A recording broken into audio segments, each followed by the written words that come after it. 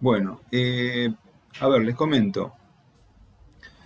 La primera semana de clase, haciendo un poquito de repaso, lo que ustedes empezaron a ver es el asunto de las prácticas deportivas y las tres formas de enfocarlas. Bien, uno puede pensar el cuerpo, la práctica deportiva desde un punto de vista eh, mecánico, cuando uno analiza el- los mecanismos Recording is del on. acto motor, percepción, decisión y ejecución, o uno puede pensar la práctica deportiva anclado en lo social, en la sociedad, en cómo se van estructurando las instituciones, las agencias, las federaciones y cómo esas estructuras le dan un lugar a sus participantes, jugadores, técnicos, gestores deportivos, y así funciona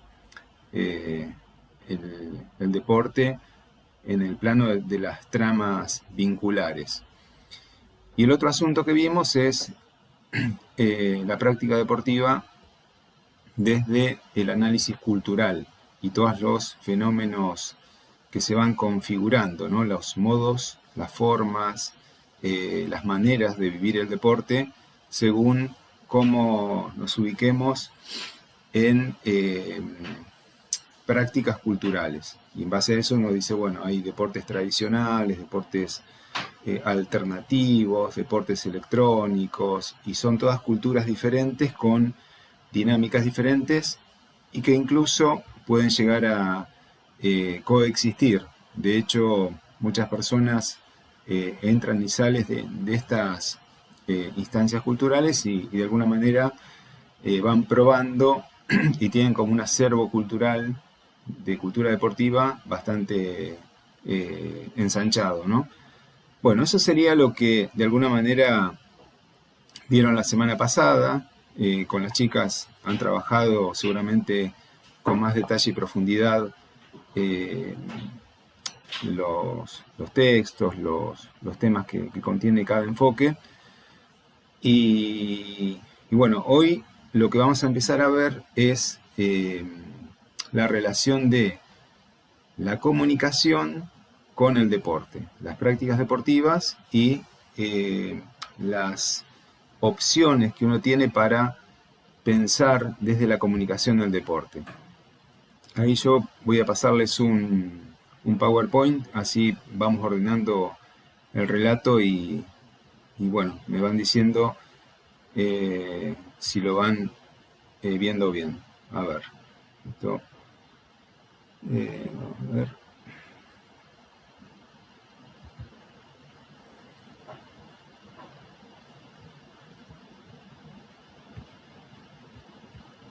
Vamos a ver si puedo compartirles pantalla.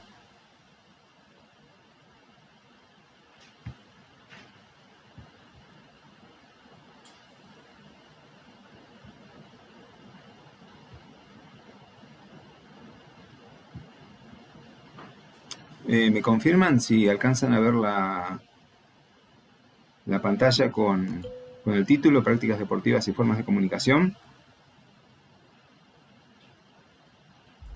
Sí, se ve. ¿Sí? Bien. Bueno, vamos a desarrollar el contenido. Eh, acá les marco los principales títulos. Tendríamos, lo que está en negrita serían los grandes títulos, la comunicación en términos de lo físico, comunicación física, la comunicación motriz, la comunicación social, la comunicación no verbal y la comunicación corporal. A ver, están diferenciados porque prevalece un elemento sobre otro, pero coexisten entre sí.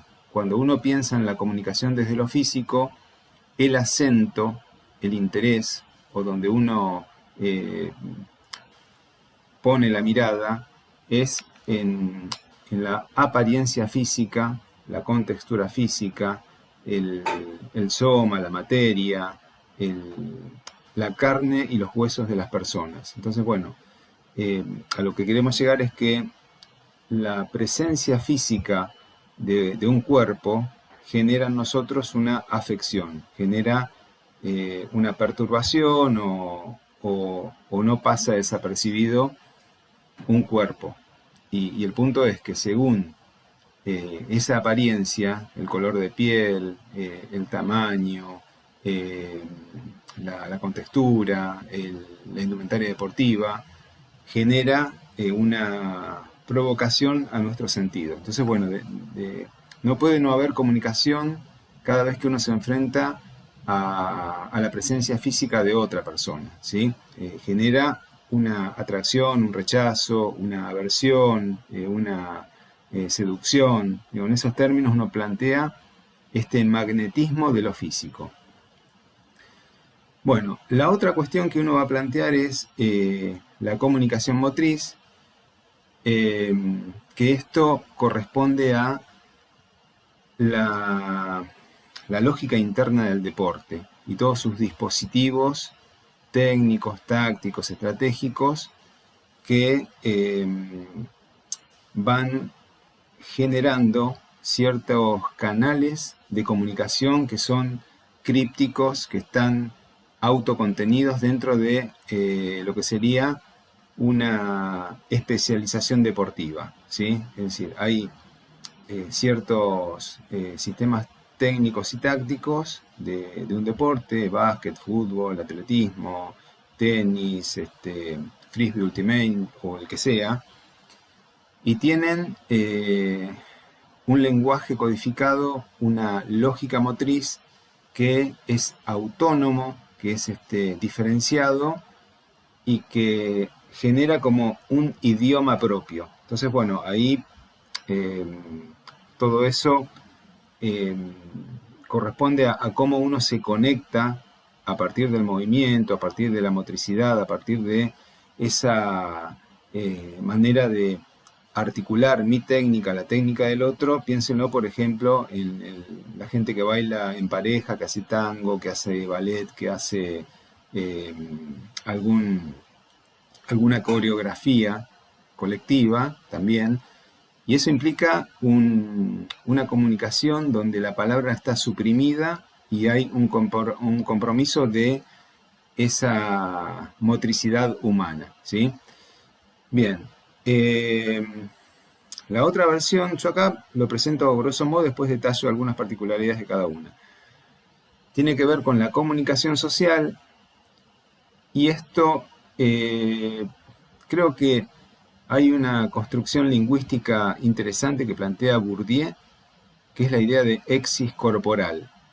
La exis corporal es el porte, la postura, el gesto de cierta cultura deportiva en específico.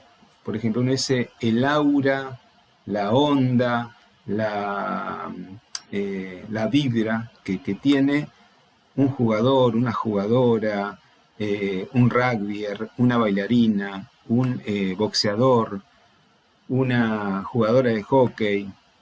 Hay exis corporales que tienen que ver con cómo camina, cómo gesticula, cómo comunica a través de esa relación que tiene con su propio cuerpo y cómo lo expresa en ese lenguaje corporal. Y eso es muy importante porque también marca la pertenencia, la identidad corporal de una persona. Es una cuestión que tiene que ver con la clase social, con el grupo, con, no sé, piénsenlo, cómo esto operaba mucho en algún momento en la cultura urbana a través de las tribus urbanas, que después se hizo bastante burda la clasificación o muy tipificadora o estereotipada, pero generalmente se decía, bueno, este tiene porte de rolinga, este es metalero, el otro es un emo, el otro o la otra es una chava banda, como se decían a las mexicanas que estaban en el DF mexicano o en Ciudad de México. Bueno, todo eso tiene que ver con lo social, con la exis corporal que uno asocia cierta forma de vestirse, cierta manera de caminar, cierto corte de pelo con cierto grupo o socialidad de las personas. Bien, la otra cuestión es la comunicación no verbal, y esto está muy trabajado en detalle por la Escuela de Palo Alto, que acuña algunas categorías conceptuales importantes. La idea de proxémica, que tiene que ver con la relación que tenemos con el espacio. Proxémica quiere decir proximidad o distancia con el otro. La idea de cronémica, la manera de estructurar el tiempo de la vida cotidiana que tiene uno, ¿no? O llevémoslo al plano del tempo o del tiempo, cuando uno corre, cuando uno baila, cuando uno salta, el cálculo temporal, ¿no? Llegar a tiempo, estar justo en la medida de tiempo cuando uno sale a cabecear, a bloquear, a rematar, a esquivar un golpe, digamos, esa es la idea de tiempo, con mi cuerpo y el cuerpo del otro. La idea de paralingüística, acuérdense, cuando ustedes miran los... ¿No se escucha? A ver ahora.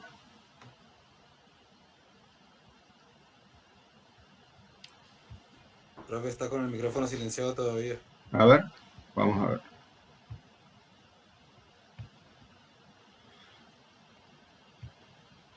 ¿Ahora me escuchan? Ahora Sí, ¿no? Sí, Bueno, sí. ¿en qué parte nos quedamos? ¿Hasta qué parte se escuchó?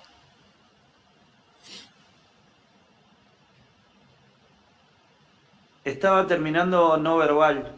Bien, bueno, vamos de vuelta entonces ahí. A ver.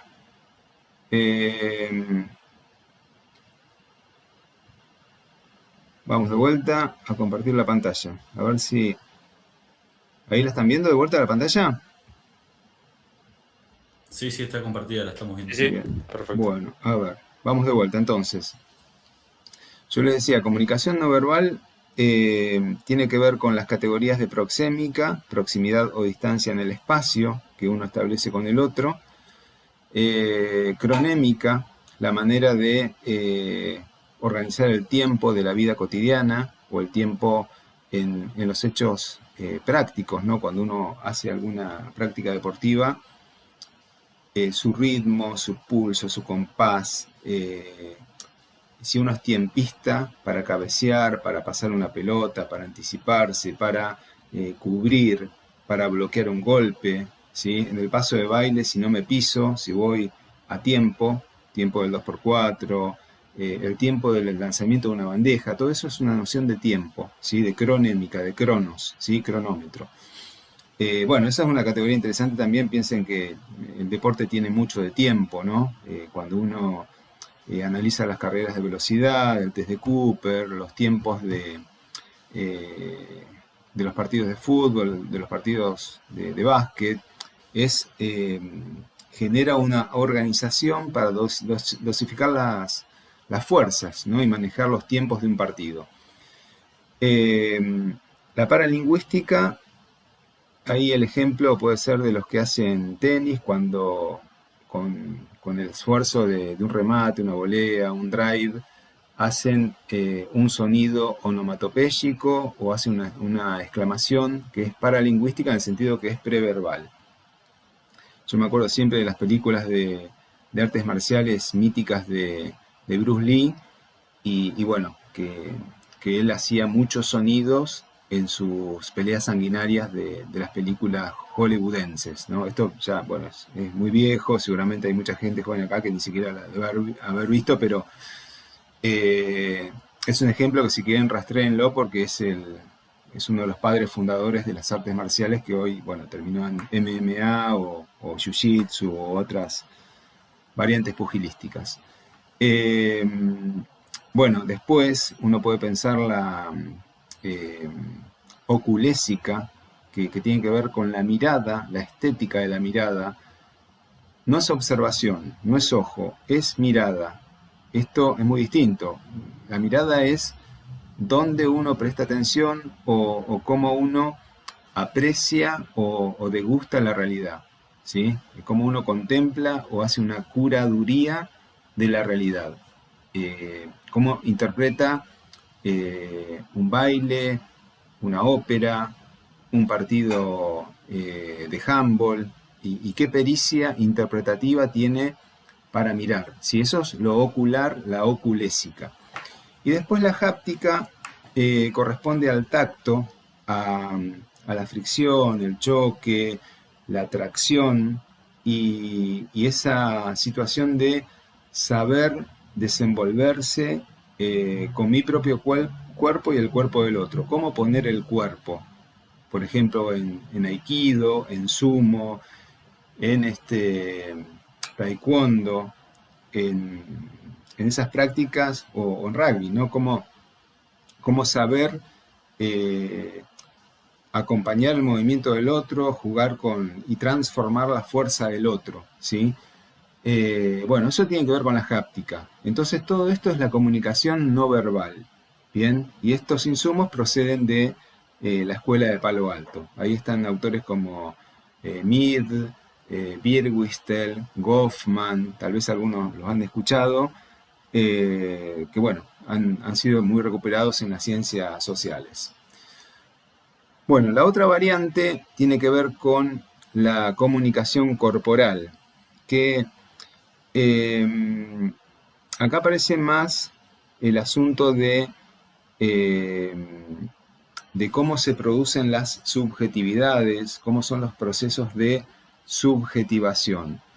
Digamos, todo lo anterior de la comunicación no verbal corresponde a nuestros 5 sentidos: la vista, el oído, el tacto, el olfato, y cómo esos sentidos es un elemento que corresponde a la naturaleza humana.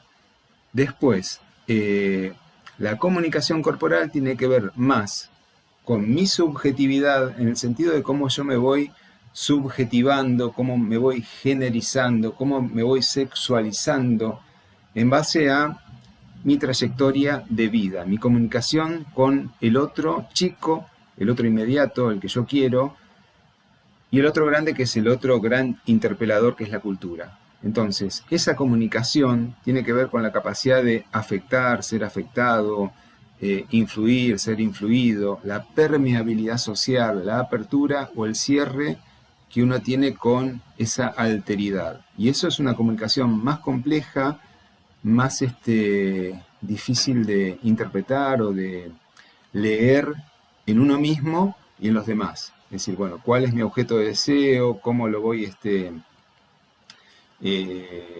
descubriendo o lo voy replanteando mi curso de vida en base a las comunicaciones que uno va entablando con el mundo y con las personas? Algo, una dimensión más sofisticada y compleja.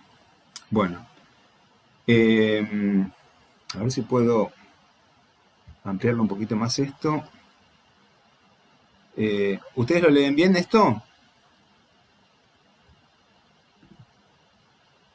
Sí, se lee bien, Sí. perfecto. Sí, no, a ver, yo quiero ver acá si puedo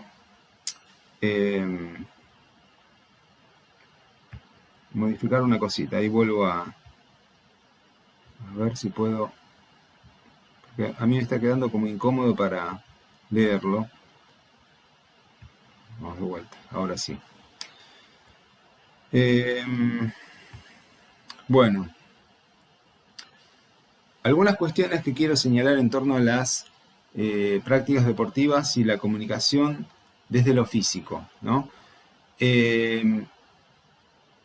Esto ya de alguna manera lo leí. Acá quiero agregar lo siguiente. Hay un autor que se llama Sheldon que plantea esta idea de los cuerpos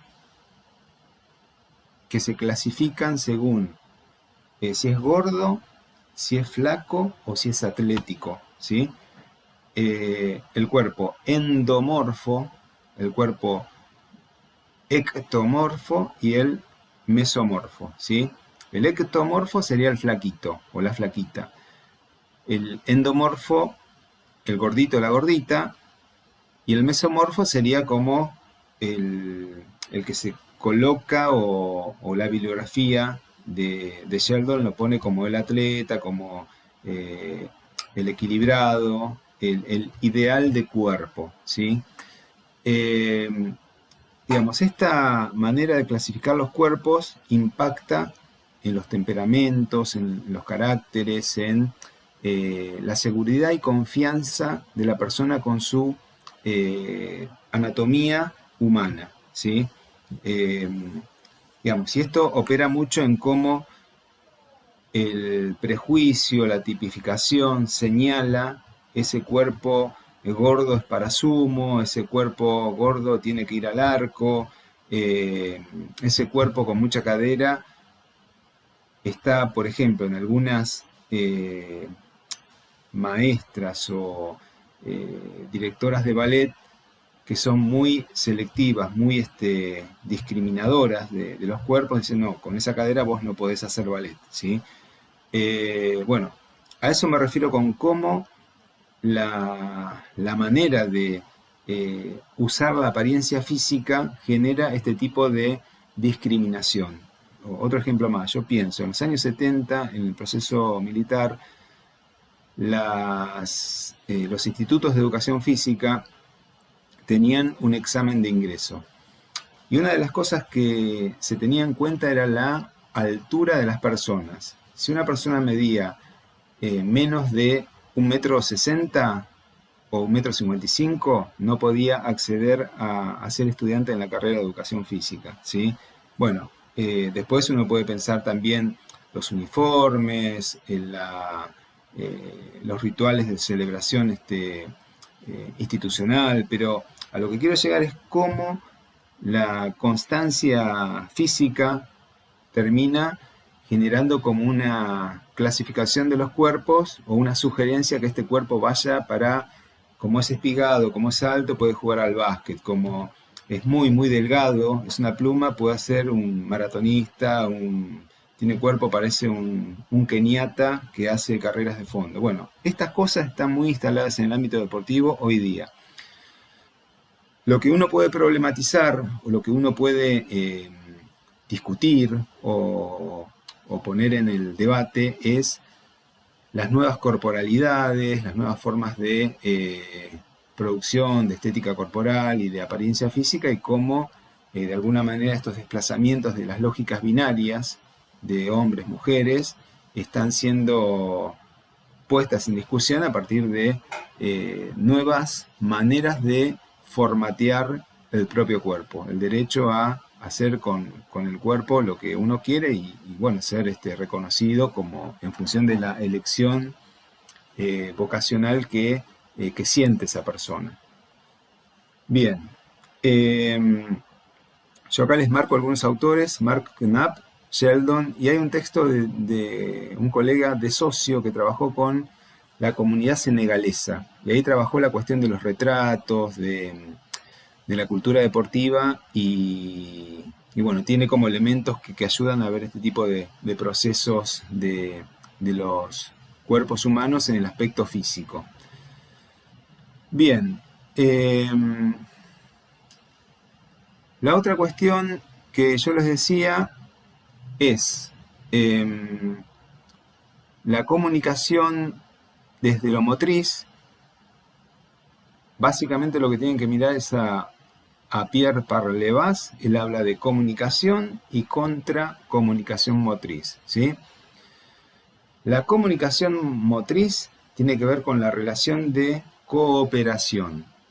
Por ejemplo, yo me entiendo como defensor con los defensores que juegan con mi equipo y sabemos hacer coberturas, relevos, ciertas jugadas preparadas y generamos una comunicación motriz, ¿sí? Tenemos dispositivos técnicos, tácticos y estratégicos ensayados, probados, y nos entendemos solo con la mirada, ¿sí? Bueno, eso uno lo puede pensar en el rugby, en los deportes colectivos, ¿no? O uno lo puede pensar en las parejas de tenis, de pádel, en cómo se van ensamblando los movimientos. ¿Cuándo va uno? ¿Cuándo espera el otro? ¿Cuándo van los dos juntos? ¿Sí? Eso tiene que ver con la comunicación y relación de cooperación.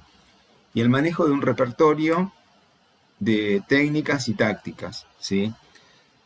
La contracomunicación motriz es, según Parlevas, el recurso que uno utiliza contra el otro. Uno genera obstáculos de comunicación, genera algunas maniobras que tienen que ver con despistar, desorientar, generar ruido, confusión, para que el otro no logre descifrar mi jugada, no logre descifrar mi pase, mi tiro, mi lanzamiento, mi cobertura, ¿sí? Digamos, ese tipo de fintas, amagues, simulaciones, corresponde a la contracomunicación motriz, que es a veces contra el rival, incluso a veces puede ser contra el juez, el árbitro, cuando uno exagera, simula, finge una lesión hace tiempo o tal vez juega con lo sucio del artilugio, la maña, la trampa, que genera una ventaja deportiva. Todo ese tipo de cosas, Parlevas la trabaja dentro de esta dinámica de cooperación y, ya les digo, cooperación como la comunicación motriz y contracomunicación como oposición motriz, el otro contra quien juego, que es mi rival. Bueno, por supuesto que esto tiene una lógica interna y lo que ustedes ahí deberían seguir es cómo funcionan estas interacciones motrices a partir de reglas, dispositivos del juego, los tiempos, las sanciones, las cosas permitidas y prohibidas que ofrece una estructura deportiva. Bien, hasta acá me van siguiendo, ¿siguen escuchando bien? Sí, sí, perfecto. Bueno. Sí, y ahí en lo que estaba diciendo usted, ahora en el fútbol Sí. se omiten un montón de cosas, o sea, lo que antes era viveza criolla, Ajá. El canchero ahora con el VAR no se puede hacer.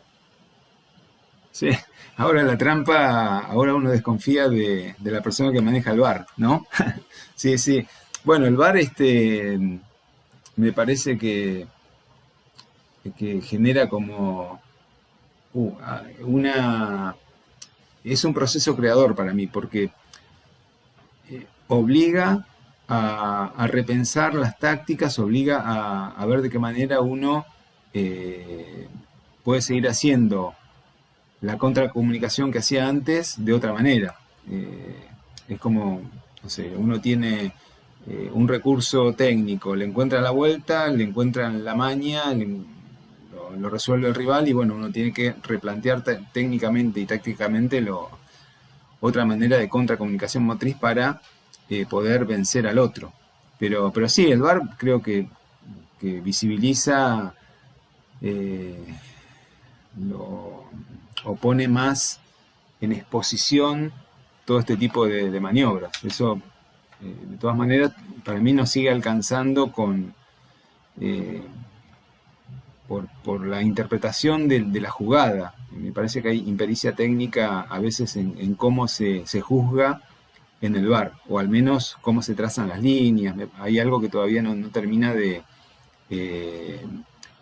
ser operativo y de ser eficiente, y como espectador uno tiene como cierta desconfianza de ese manejo, ¿no? Al menos es mi punto de vista. Bien, esto de comunicación social creo que ya lo desarrollé bastante. La idea clave es exis corporal, el porte, la postura que tienen los jugadores, las jugadoras.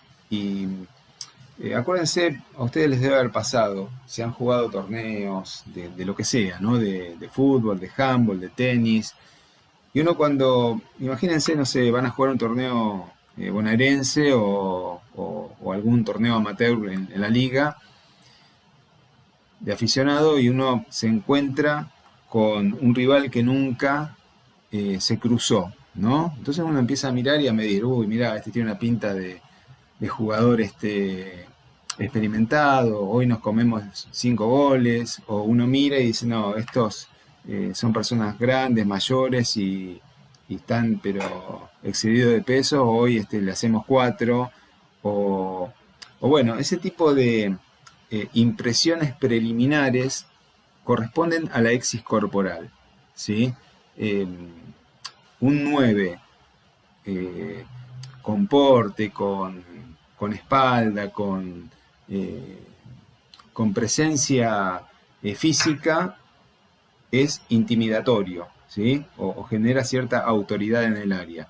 Después, bueno, está como juega, por ahí después es una persona con torpeza motriz y no, a los 3 minutos uno le cambió la primera impresión, ¿no? Pero a lo que estoy planteando yo es cómo esas exis corporales uno las está permanentemente midiendo en base a cómo aparecen estos cuerpos ante nosotros en una situación de competencia deportiva. Bien,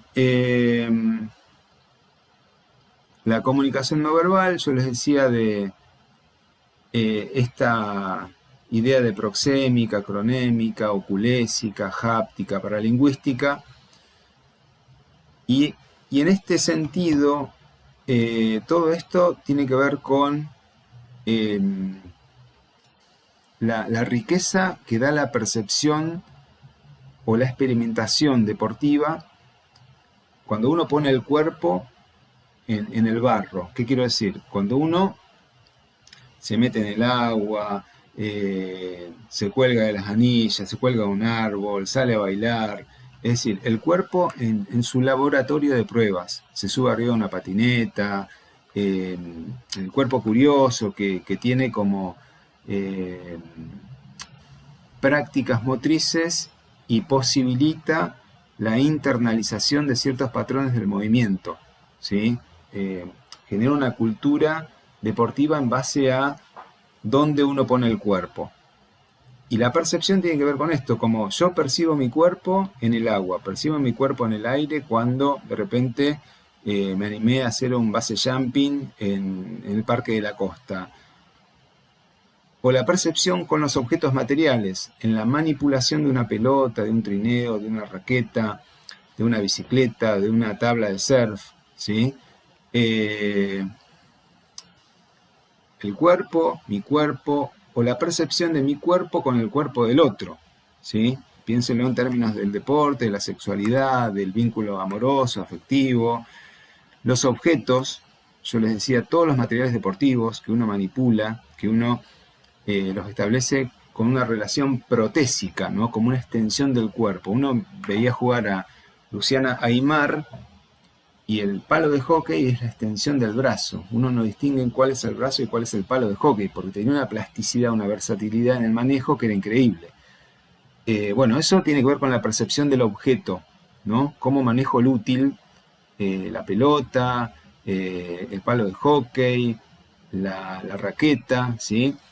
Y el entorno o estas plataformas espaciales. Uno dice, bueno, el aire, la tierra, el agua o la combinatoria de estos elementos que están generando como leyes hidrodinámicas o leyes de atracción de la tierra en base a lo que uno puede y no puede hacer. Uno, por ejemplo, no puede volar, no tiene alas, y para dominar el aire uno tiene un parapente, tiene un recurso del aeromodelismo, y esa suspensión aérea genera cierto dominio del entorno. Entonces, bueno, eso tiene que ver con la percepción de mi cuerpo en el espacio, que puede ser aéreo, terrestre, acuático. Y dentro del terrestre uno entra dentro de ciertas condiciones de producción diferentes en base a si es una cancha de hockey, de básquet, de tenis, porque sus líneas continuas y discontinuas o sus zonas permitidas o prohibidas me cambian la lógica de mi desempeño motriz. Bueno, todo esto tiene que ver con cómo uno plantea la comunicación no verbal, ¿sí? Y la pericia de la capacidad de comunicarse en forma no verbal tiene que ver con mis recursos perceptivos que uno incorpora poniendo el cuerpo en relación, insisto, con otros cuerpos, con otros objetos, con otros entornos, y en la medida que uno tiene experiencias más ricas, más variadas, más desafiantes, uno tiene una mayor riqueza en la comunicación no verbal, ¿sí? Bien, todo esto Mark Knapp. Está incluso marcado el número del texto para que lo puedan cotejar.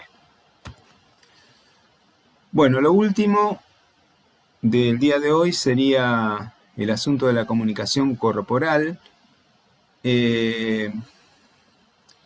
Como yo les decía, la comunicación no verbal tiene que ver con un desarrollo perceptivo, un desarrollo de cómo organizo mi espacio, mi tiempo, mi cuerpo, mi relación con lo que me rodea, una mesa, una silla, una pelota. Ahora, esa relación que la hace cualquier persona en el mundo, eso corresponde a un conductismo social, ¿sí? A algo dentro de lo estándar. Una persona resuelve la manera de abrir los ojos, mirar, trasladarse de un lugar a otro caminando con ayuda. Después está la comunicación corporal, que es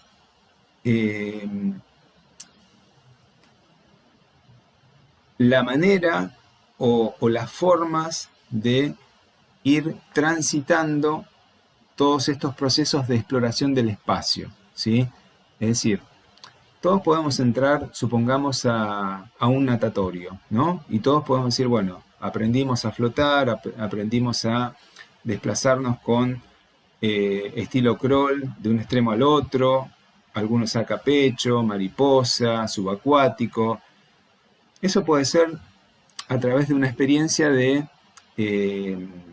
exploración, de un registro perceptivo de mi cuerpo en el agua.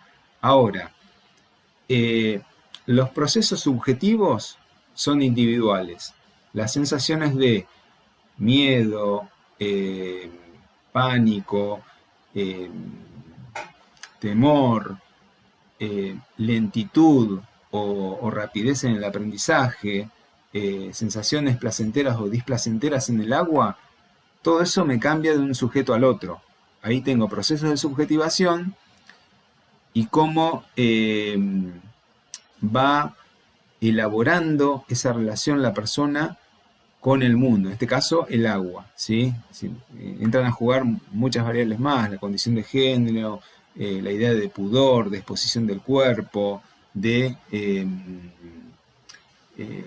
seguridades e inseguridades físicas, y esto, bueno, es muy complejo en cuanto a cómo vamos cambiando nuestra relación con esa práctica y nuestro cuerpo en base también a los resultados provisorios que uno va teniendo, ¿no? En la medida que, bueno, a ver, todos podemos jugar a la pelota, pero de repente, si la pelota para uno es gratificante en el sentido de que todos lo halagan, todos lo felicitan, hace los goles, corre y no se cansa, bueno, todo le sale redondo, pero otra persona sufre, padece, siempre se come muchos goles, la pasa mal.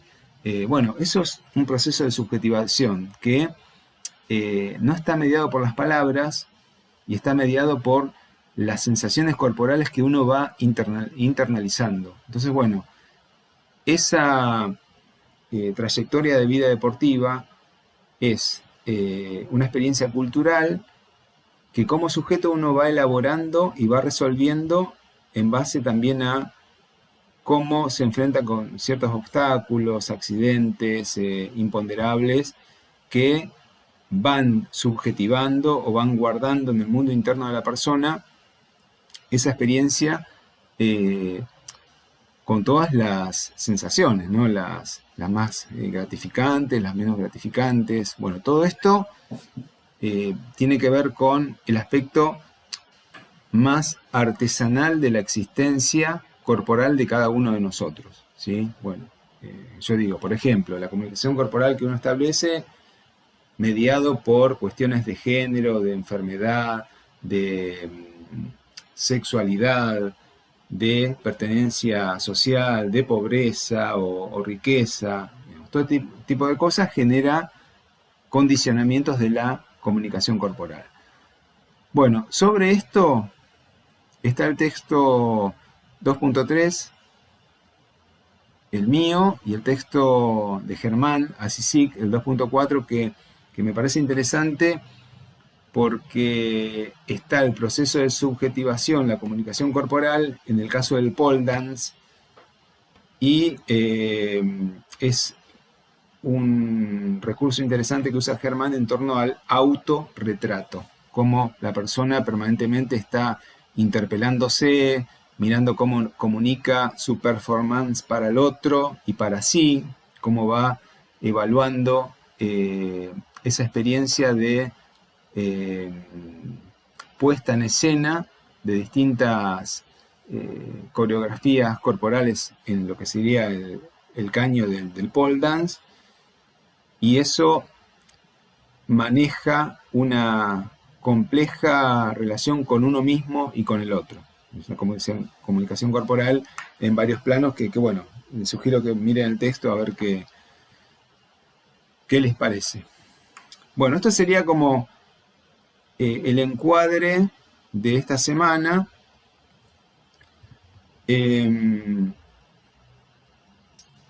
A ver, el encuadre de esta semana que, ya les digo, veríamos estas variantes de la comunicación: lo físico, lo motriz, lo social, lo cultural, lo corporal, ¿sí? Sería como el recorrido que vamos a tener la semana, como hicimos la semana pasada con la idea de, ¿cómo se llama? La idea de prácticas corporales y sus enfoques. Bueno, hasta acá tenemos alguna duda, alguna pregunta. Si quieren pónganlo por el chat o bueno, lo pueden tomar el micrófono y comentar algo, ¿sí?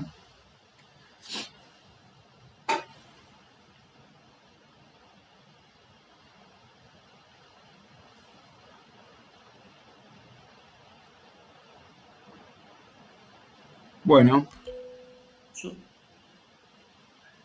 Esto es, o sea, es la introducción, o sea, estos textos que nos dio a usted ahí para mirar, es Sí. lo que vamos a usar en la semana, ¿no? Claro, o sea, lo claro. que vamos a ir desarrollando en la semana. Claro. Ajá. Sí, yo señalo los textos, después las chicas van a diseñar una estrategia para ir trabajándolo en los prácticos.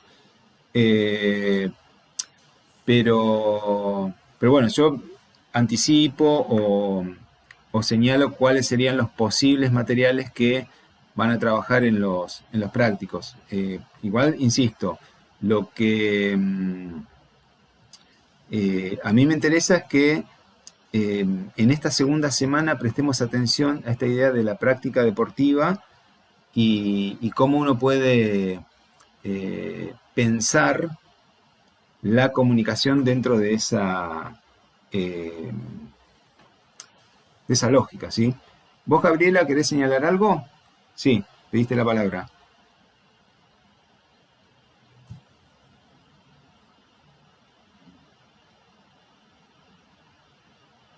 Bueno, ahí en el chat ella señala que efectivamente, claro, van a ver el texto más en detalle, más en específico. Eso sería como la propuesta de esta semana. Bueno, ahí fíjense que en el chat recalco que con Gabriela, con Kiara y con Cintia van a repartirse seguramente un día comunicación física, otro día comunicación motriz, otro día comunicación social y corporal. Bueno, ellas verán cómo encuentran la manera más atractiva para ir desandando los textos, ¿sí? Bien. ¿Algún comentario más que quieran aportar?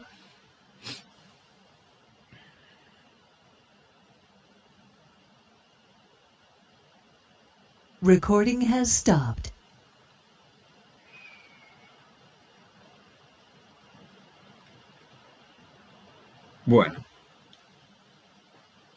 Bueno, si no hay preguntas o comentarios, las chicas les van a mandar el enlace para mañana y bueno, seguramente les van a anticipar qué texto van a trabajar y cómo se van a organizar. Bueno, nos vemos en 7 días. Yo el lunes que viene daría el último módulo, que sería el asunto de la subjetividad, ¿sí? Entonces por acá, ahora ya arrancamos con comunicación. Bueno, nos vemos. Hasta luego. Perfecto. Buenas tardes. Gracias. Buenas tardes. Buenas tardes.